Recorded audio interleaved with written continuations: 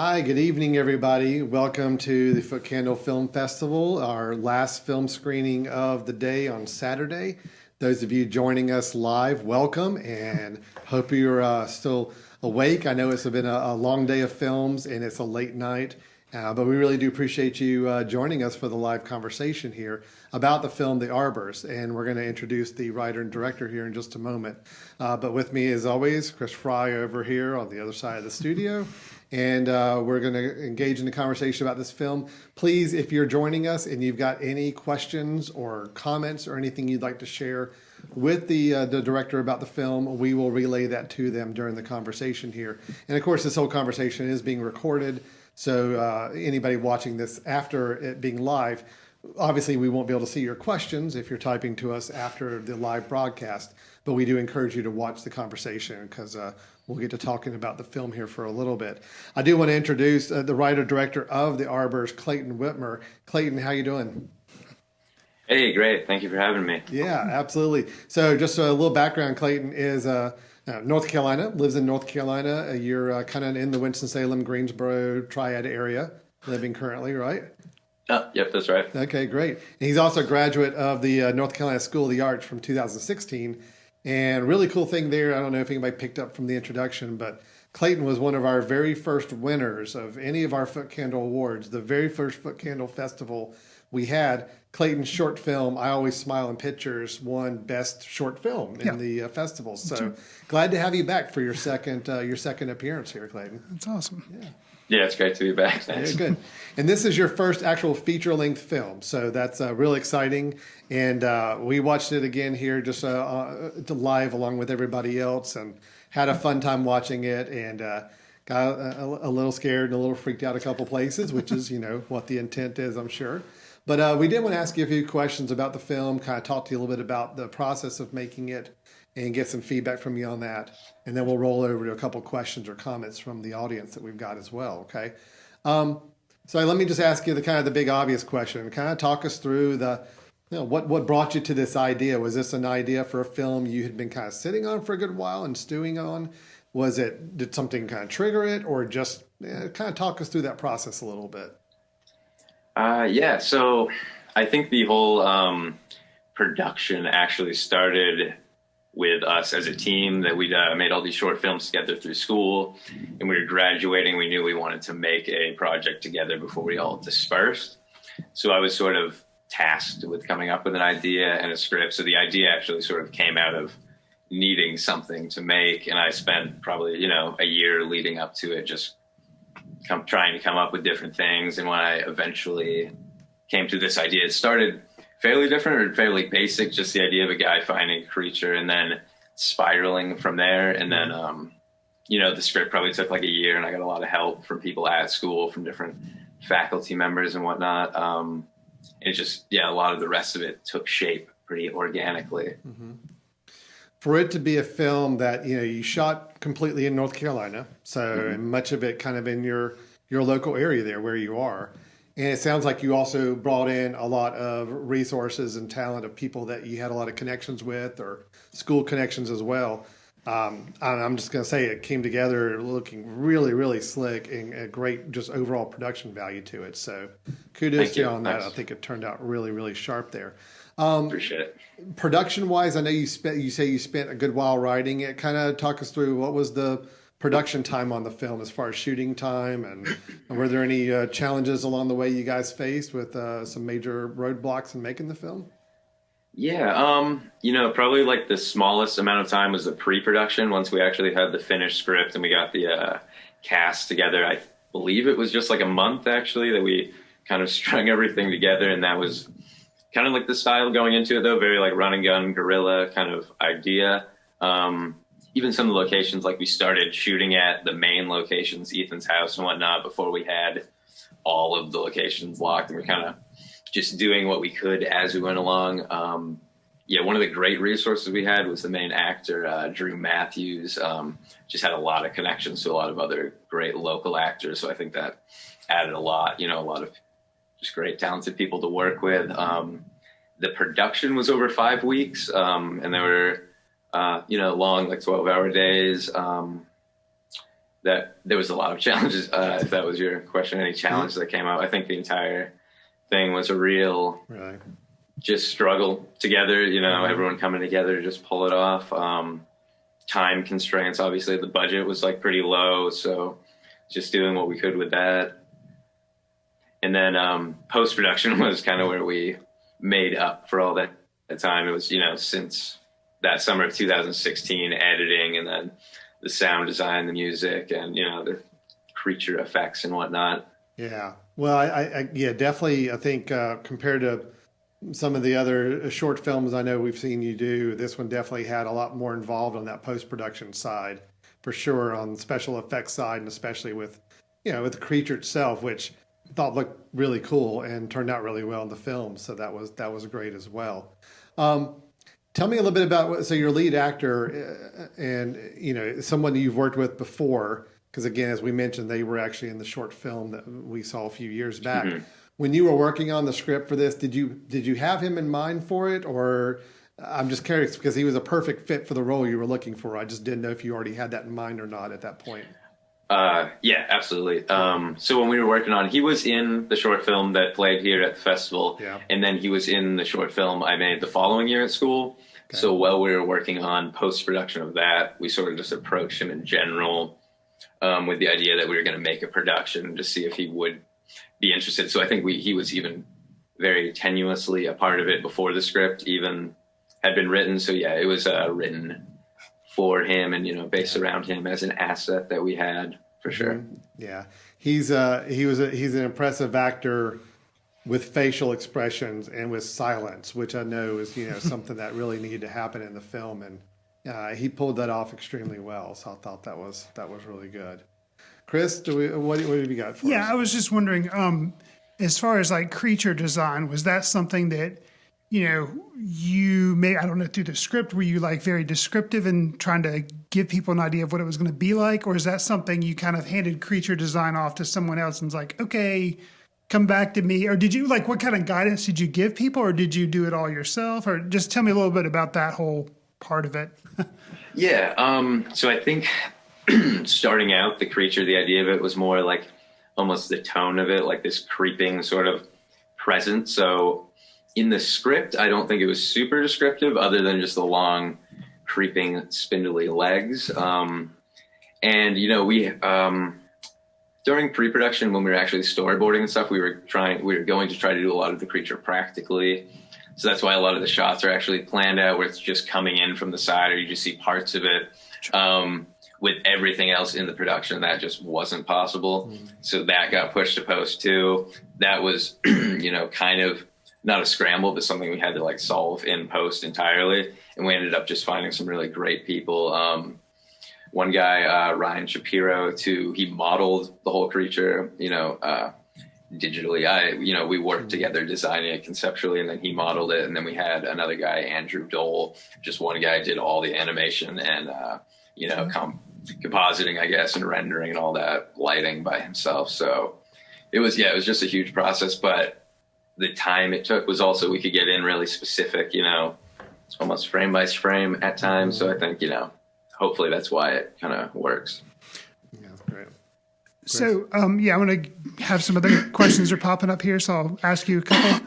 How much they were interested to know, how much of the movie was actually filmed at night versus how much did you guys film during the day? How much would you say? Mm-hmm. So, anything that was outside at night was actually at night. There was no faking day for night. Sure.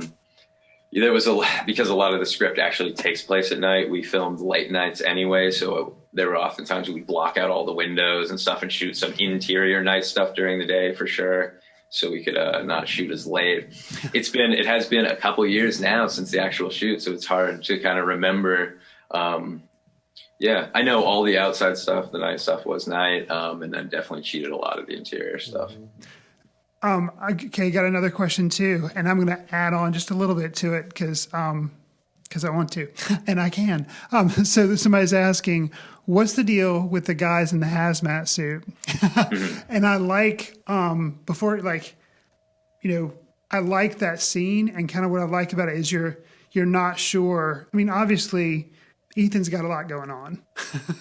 And, some's, versus interior, exterior, you're really not kind of sure. And that scene was just kind of an awesome, I don't know, it was just an awesome scene for me to see. So their question is, what's going on with that? So, yeah, I guess there is a further kind of backstory that I came up to them just in my own mind to give them purpose or whatever. But in the actual film is just to add to the backstory of the creature, that it came from somewhere. Not even that it's like escaped from a lab or whatever, but just that there's some other people who are aware of it and pursuing it. That was the idea. And then as it gets connected to Ethan, they end up pursuing him. You're not really supposed, there isn't really supposed to be the definitive answer, obviously, in the movie. It's just alluding to the larger sci-fi kind of world around them. Go ahead, Chris. I thought it was interesting too, because when I first saw the scene, having, had the practice of buying a house and selling a house, which is a headache, he mentions the fact that the property's, kind of been there and nobody's bought it. And you see, at first when you see these people come up, I was like, oh, well, they're just coming in to like inspect the house and they know it's been vacant. So they don't know about if it's got like mold or whatever. So yeah, they're wearing like masks and everything. And then you're like, wait, something else is going on with the whole mouse trap and everything. You're like, okay, something else is happening. But at first I was kind of fooled, like, oh yeah, they're just coming there to do a home inspection. So I thought that was kind of neat. So somebody's asking too, they got to know about the dirt hole. How did you make that and how did you shoot that? So they're just wondering about that. Yeah, that's actually really funny, because that was like the whole time through pre-production, like people reading the script were really concerned how we were going to do that. And I don't know, I didn't think it would be that difficult. So it is all the shots looking down the hole. We just dug a 4-foot hole into an embankment, and then all the shots from profile is just like crawling through a trench, and then so it's just kind of cut together. Wow. And that's well, it worked really well, because it looked. I mean, it looked great. It looked very authentic there for sure. So, Clayton, the whole kind of theme of the film. I mean, I think it's a quote unquote creature feature. It's got the monster. It's got the murders and the deaths going on. But obviously, there's a lot more to it, and a lot more stemming around the Ethan character. I'm just kind of curious, working with the lead actor and just trying to kind of get him in the right mindset, because he's got to play off a lot of different emotions between. There's moments of him being his own fearfulness, but then starting to come to some sort of understanding of maybe what's happening. I'm just kind of curious about that whole dynamic of you working with the lead actor on that and kind of walking him through the story and knowing that there's a lot of other things happening and going on in his head. It's just going to be a challenging thing to act through. So I'd just be kind of curious how you guys worked out that relationship. Yeah. Well, we'd worked together, in the past on a couple of short films by that point. So I think we had a good shorthand or whatnot. When I first sent him, I think the final draft of the script, or maybe the second to last draft, we just got together and read through. I believe we read through the whole thing, or we just talked through the whole thing, sort of the basic like motivations, what everything means, all that kind of stuff. Yeah. And then, I guess just directing scene by scene. We met, Ethan, Drew Matthews, who plays Ethan, sure, and Ryan, who, his brother, Drew, and his brother, who plays Shane. We met up and they read through the script together and sort of talked about all their scenes together. So I think that was also really important, because Ethan also is oftentimes, as you were saying, like playing off the people in the scenes he's with. So in the context of his brother, most importantly, I think. Right. That's pretty cool. It was interesting too, because there's so much there between this. Oftentimes you see relationship with brothers in a very typical way, and this was very kind of atypical. There was like they were close but not close, and then there was like it was just a really interesting investigation of brothers. And then also I liked how you brought in, the brother's married, he has a wife, she's trying to help the brothers maybe, and like trying to bring them together, and the niece loves the uncle, and like kind of that was a very interesting.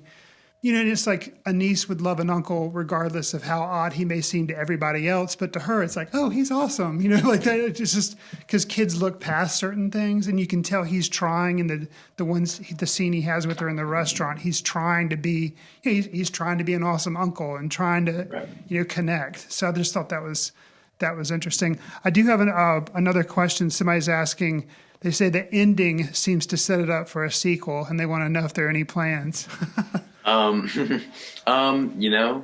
Not yet, not so much. I think someone was asking me this recently. I feel like more of a almost spiritual sequel, just with the themes and whatnot, continuing those on. But yeah, I don't know. I don't know where the characters would go. I'm sure I'd love to work with all the actors again, hopefully in different roles. So something. Sure. That's really great. That's really great. Clayton, what are you working on now? You got any projects underway? You got some things you're working on at the moment? Yeah, I've been working on a script for like the past couple of years, kind of at the same pace as this film has been going. But that's finished up now, and we're all going to be meeting up soon to kind of hopefully start getting that rolling now that this is out of our hands finally. Right. I've got to ask just because we get this asked in just most of our screenings the last couple of days, but the whole COVID, the pandemic situation, has that had any direct effect on anything production wise with you the last 6 months, or have you guys been able to work around, maybe spend your time writing and developing offline? So. Yeah, film wise, we were not in the midst of any production, so it's just been more of the working on ideas and writing and whatnot for sure. Okay. Very, very cool. How can people follow up with whatever you're working on, or get even contact you if they're interested in kind of finding out more about some of your work, or following up what kind of work you're going on? How do you recommend they do that? Well, you could follow the ARBORS Instagram page or just my personal Instagram page, which is just my name, Clayton Whitmer. And that might be the best way. Shoot me a message if you're interested. Yeah, cool. We have a good question that popped up here, Chris. I'm actually kind of curious about too. Okay, so this person was asking, they're curious about the broken item on the floor of the kitchen, and was it related to the shattered glass in the kitchen with the spider? So just kind of how, was it just a visual cue, or was there something a little bit maybe deeper that you were hinting at? The broken item, just the broken glass on the... Yeah, I guess, broken item. Well, the girl supposedly, or they got accused of breaking a plate early in the film. Oh, yeah. Okay, and then gotcha, right. We actually did see a shattered thing with the spider coming in. Right. Gotcha. That's interesting. Yeah. Well, actually, so the little point of her breaking the thing early on was just supposed to be her covering it up, and just a little thing about, Ethan keeps making these mistakes and covering them up, and it gets worse and worse, and he almost is very immature in that way. And then I don't think that it was visually connected, but yeah, it's interesting. It's interesting, so people remembered the connection between that. So right. Kind of similar. We did have a comment also from someone saying that they felt like the soundtrack was really great and added a lot of anxiety to it. So how'd the process go for scoring the film? So what was involved? So we had a student that I went to school with at UNCSA, Ben Hoff, reached out to us when we were raising the money for the film and just said he wanted to work with us. And so we went back and forth a lot during pre-production shooting, and he sent some temp things, some ideas. We sent him some references, I think, early on, kind of the tone we were going for. And then there's a lot of back and forth. He was in LA and we were out here in North Carolina. So a lot of back and forth online. He would be posting versions of the music, and we would just notes back and forth. And then actually the best part was he got to come back out to North Carolina, to the school, to our sound recording stage. And we were able to record a couple of the tracks live, and some live elements, violin, strings, and whatnot. So that was, I think, it adds a lot. Oh yeah, and absolutely, I agree. I think absolutely think it does. So that's really great. Last thing we're kind of asking you, Clayton, is just thinking about this is your first feature film. You had done a couple shorts before that turned out really great, and of course won at least an award with us, if not other places that it showed at. Talk to me a little bit about just. Now that you've gotten in the feature world, is that where you really feel like you can kind of grow and expand in, or did you find some yearning to maybe go back and work on some short films, or are you kind of up in the air on what you want to work on next? After we made the feature film, it was, as I said, a very rough process. And after we finished it, it was probably a year or so before I would have been interested in taking on a whole nother production again. But as of now, I think I'm really interested in feature films. just obviously my whole life, even for fun and then through school, only making short content. I'd love to get the opportunity to make some more feature length stuff. Well, I will tell you, Clayton, if you continue working on projects that have any connection within North Carolina at all, please let us know, because we do have a grant program where we have grant money we offer out to film projects that are at least 50% North Carolina based.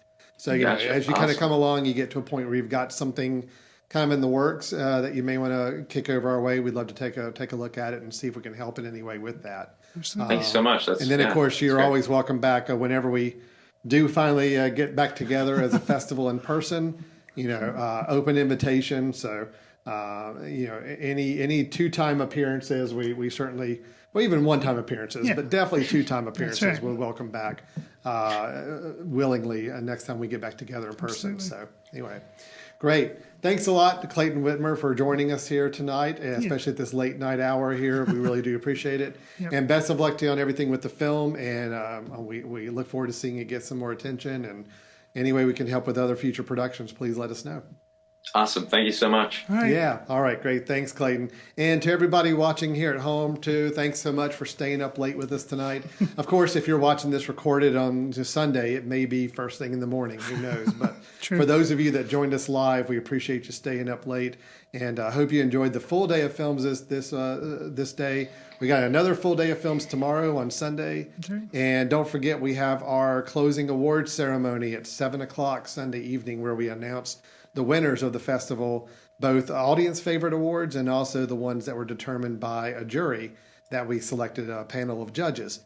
So it's important that you do go and vote for the film. So this film you just completed, once you close off this window from this live stream, you go back to the page where you would have initially got your ticket or clicked to unlock the film. You now have a strip down there to rate the film.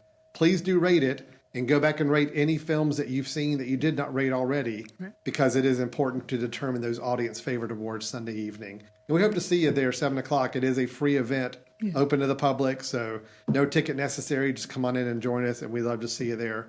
We'll have some fun. I think it'll be a great event. So, all right, this is Alan Jackson, and over here was Chris Fry manning the moderator comments for us. Again, thank you, Clayton Whitmer. It's great to see you again. And thanks to everybody for visiting, and we'll see you tomorrow. And